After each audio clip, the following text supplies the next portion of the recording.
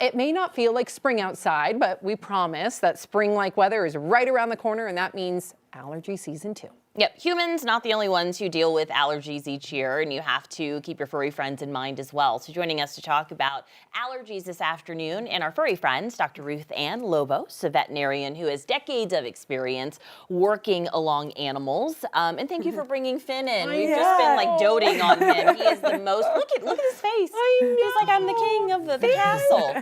Just a sweet boy. But okay, so let's get into allergies. How do you know if your dog, you're looking for sneezing or like the dripping eyes? What are you looking for? Yeah, so they experience a lot of the same symptoms that we do when we have allergies. So they can have runny eyes, they can be sneezing, a little bit more of a runny nose than normal, like our dogs normally have a little bit of a moist nose.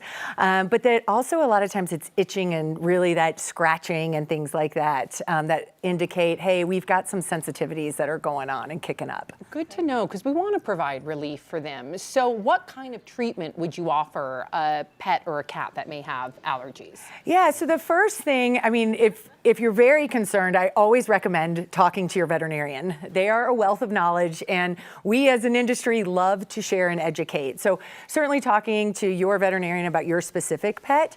But there are things you can do, like especially as things are blooming and pollen is out and you kind of get that green haze over your car, that can wind up on their fur too. So as you come in from a walk or playing fetch in the backyard, wiping them down is just really kind of an easy way to get that knocked off of them so they don't have that pollen that serves as an irritant for them. Certainly bathing them on a regular basis. They have medicated shampoos and conditioners that can be there. And then, certainly, he's going to spin me around. Finn wants a tour. That's right. And then certainly there are some medications that can offer relief for allergies. And then we also are in a world where there are a lot of great supplements on the market that can help to support skin health too. Ooh, supplements like fish oil, omega-3. What would you recommend? Yeah, so we have a new one that's launching. ProPlan Veterinary Supplements has one called Skincare that's launching at the end of this month. And it's got some really great ingredients that help to support skin health. So it's got collagen in there, it's got fish oil, so those omega-3s, EPA and DHA that help with inflammation.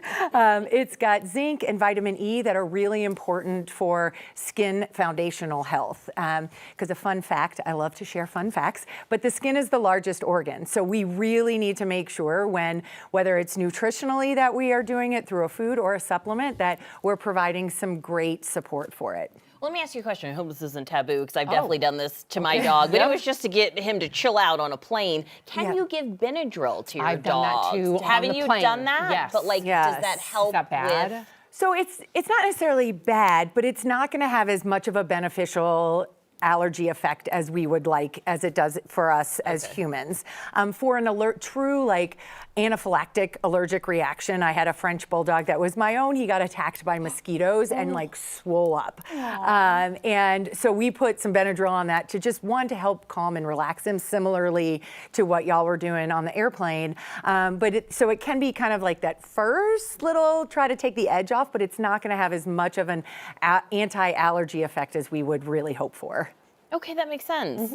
Dr. Ruth Ann, thank you for this. I've got so many other questions. I have a 7-year-old dog that poops in the house all the time, even though he's potty trained. I want to ask you about that too. I have a cat that pees on a chair, and I'm so sick of her peeing on the chair. What is going on? So I don't know if we have time today, but can you please come back so I would love to come back. Yes, please. Yes. And we do an AMA with the audience too. I'm sure they have questions as well. Of course you do. So send them in to us, and we'll get those questions to Dr. Ruth Ann Lobos. Thank you for your time today. Yeah, thank y'all for having me. Thanks, Finn.